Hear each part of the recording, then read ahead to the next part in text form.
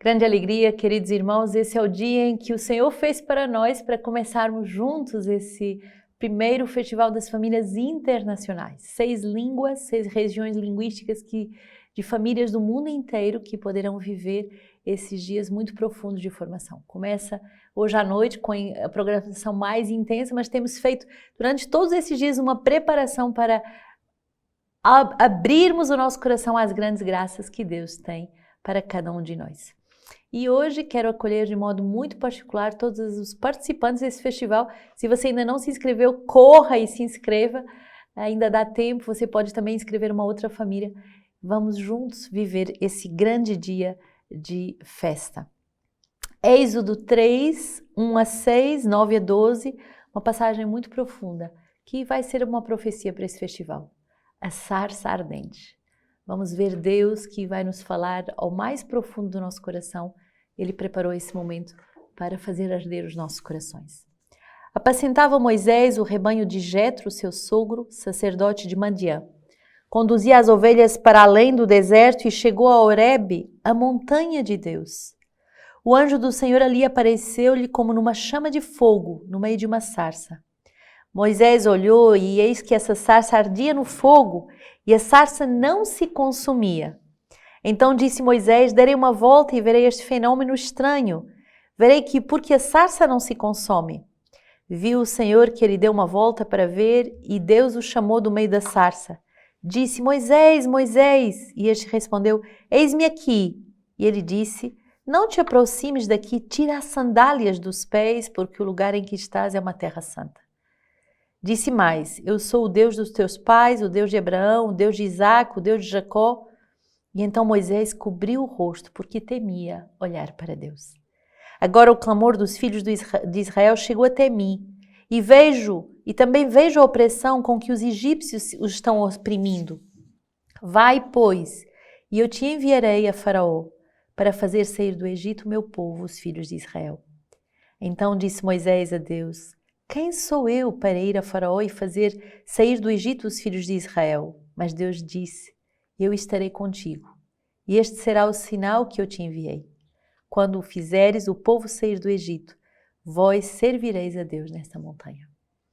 Essa montanha de Deus, esse Monte Horebe, é um monte que representa a nossa vida espiritual. Subir a montanha é subir nessa intimidade do coração de Deus, é escalar os degraus da vida espiritual para entrarmos na adoração profunda, na contemplação, para entrarmos nesse grande mistério de união. A sarça ardente, essa sarça misteriosa que arde, mas não se consome, é certamente a Eucaristia, é certamente essa sarça ardente da adoração que faz arder o nosso coração, que arde de amor e de paixão por cada um de nós, mas não se consome, no sentido de não se extingue, não acaba. É um eterno sacrifício de amor, é um eterno arder de amor por cada um de nós. E Moisés vai receber justamente na sarça ardente, de joelhos, nesse lugar santo, no qual ele devia tirar as sandálias dos seus pés, para manifestar verdadeiramente a santidade daquele lugar, ele vai receber a sua vocação. Também nós, nesse lugar santo da família, nesse santuário que é a família, devemos estar muito atentos, porque na adoração, na união a Deus, o Senhor vai revelar as missões que Ele quer nos confiar. Grandes missões, às vezes surpreendentes, como é que Moisés, que tinha fugido do Egito, agora justamente é enviado lá onde ele não queria, para libertar o seu povo. Ele que não era liberto, como é que ele agora ia ser instrumento de libertação para o seu povo? Como é que ele ia ajudar outros a entrar na liberdade gloriosa dos filhos de Deus? Ele mesmo ia ter que experimentar isso para poder ser canal dessa liberdade nova.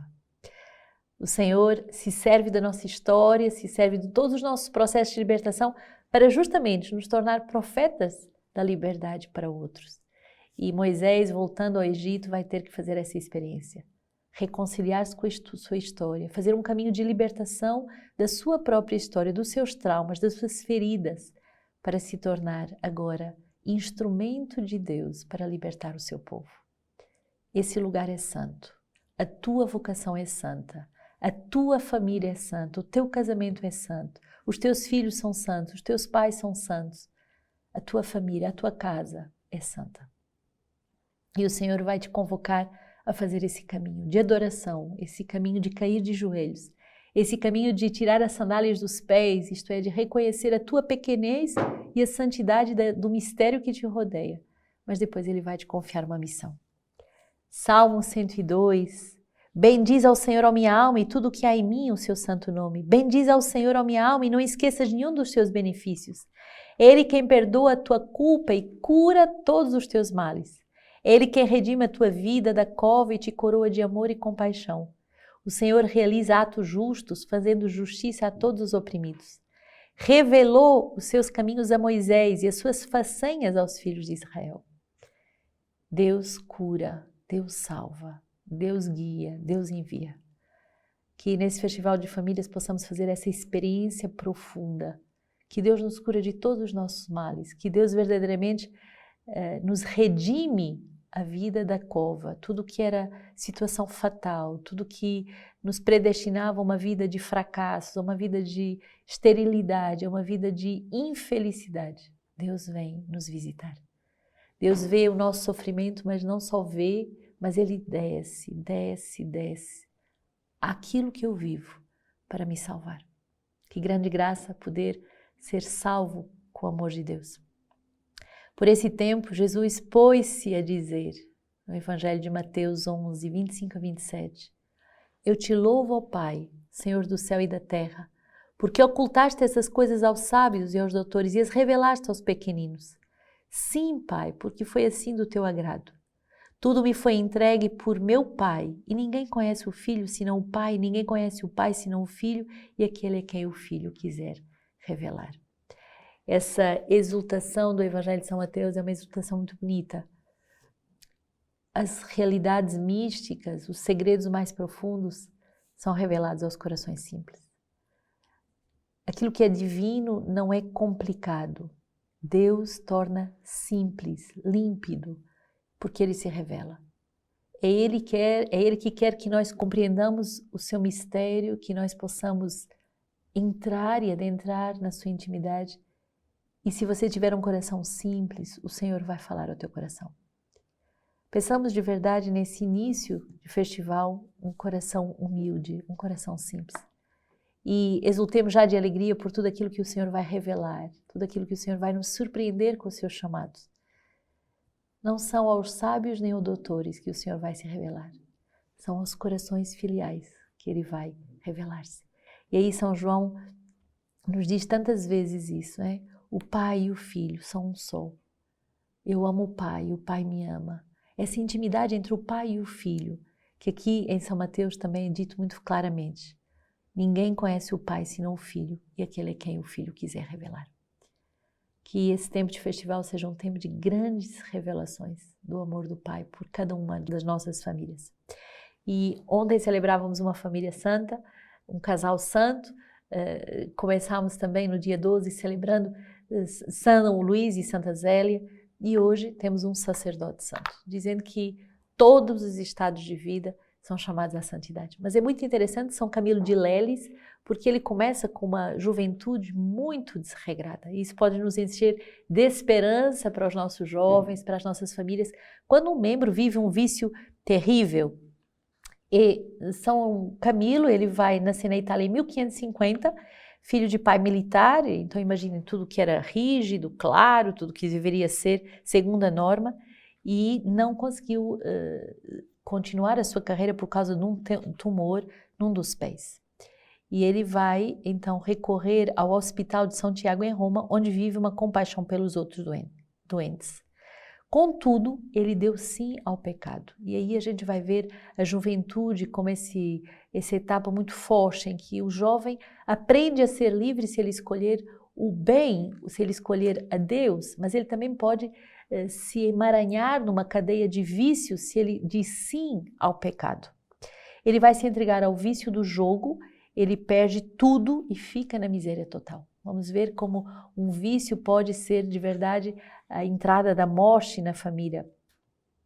E ele vai sair do hospital devido ao seu temperamento e vai então bater à porta dos franciscanos capuchinhos para poder ser cuidado. Foi aí o início da obra de Deus na sua vida e aos 25 anos ele começa o seu processo de conversão. No hospital em Roma, Deus suscita nele muita santidade, ele começa a ver nos doentes o próprio Cristo e surge aí o carisma dos camilianos, hoje que tem uma belíssima obra no mundo inteiro. Ver Cristo no doente, ver Cristo naqueles que estão hospitalizados e nesse tempo ainda de pandemia podemos rezar de forma muito particular por todos aqueles que estão nos hospitais, também pelos aqueles que trabalham no hospital, para que tenham esse olhar profundo, místico e que sejam capazes de levar a Cristo nos leitos dos doentes. Então ele descobre a presença de Cristo crucificado em cada sofredor. Vai para o céu em 1614. Servindo o Senhor nos irmãos, é aquilo que ele nos dá como legado. Começarei pela santa caridade, rei de todas as virtudes, e dom familiar a Camilo mais do que qualquer outro. Ele vivia sempre inflamado pelo fogo da santa virtude, não só com Deus, mas também com o próximo, especialmente os doentes. Bastava vê-los para que se enchesse de ternura e se comovesse no mais íntimo do coração, a tal ponto se esquecia completamente de todas as delícias, prazeres e afetos humanos. Quando tratava de algum doente, parecia doar-se com tanto amor e compaixão que, de bom grado, tomaria sobre si toda a doença para aliviar-lhes as dores ou curar as enfermidades. Contemplava nos doentes, com tão sentida emoção, a pessoa de Cristo que muitas vezes, quando lhes dava de comer, pensando serem outros Cristos, chegava a pedir-lhes a graça e o perdão dos pecados. Mantinha-se diante deles com tanto respeito como se estivesse realmente na presença do Senhor. De nada falava com mais frequência e com mais fervor do que da santa caridade. O seu desejo era imprimi-la no coração de todos os homens, para incutir em seus irmãos religiosos com santa virtude. Costumava recordar-lhes aquelas dulcíssimas palavras de Jesus Cristo. Eu estava doente e cuidaste de mim. Parecia que ele tinha estas palavras verdadeiramente gravadas no seu coração, com tal a frequência com que as dizia e repetia. Camilo era um homem de grande caridade. Tinha a piedade e a compaixão não somente nos doentes e moribundos, mas também, de modo geral, em todos os pobres e miseráveis. Seu coração era tão cheio de bondade para com os indigentes que costumava dizer, ainda que não se encontrassem pobres no mundo, os homens deveriam andar a procurá-los, a desenterrá-los, para fazer-lhes o bem e praticar a misericórdia para com eles. São Camilo nos ensina essa grande caridade. E gostaria de dizer o quanto o Papa nos ensina a ter também esse olhar de compaixão pelos filhos doentes, por aqueles que sofrem. No número 288, o Papa, um número muito bonito, diz assim: a educação na fé sabe adaptar-se a cada filho, porque os recursos aprendidos ou as receitas às vezes não funcionam. As crianças precisam de símbolos, gestos, narrações.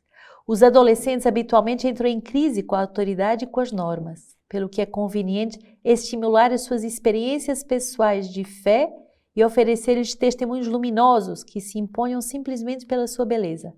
Os pais, que querem acompanhar a fé dos seus filhos, estão atentos às suas mudanças, porque sabem que a experiência espiritual não se impõe, mas propõe-se à sua liberdade.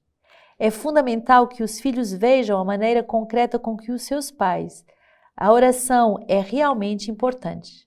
Por isso, os momentos de oração em família e as expressões de piedade popular podem ter mais força evangelizadora que todas as catequeses ou que todos os discursos. E aí o Papa vai dizer: quero exprimir a minha gratidão de forma especial a todas as mães que rezam incessantemente, como fazia Santa Mônica, pelos filhos que se afastaram de Cristo.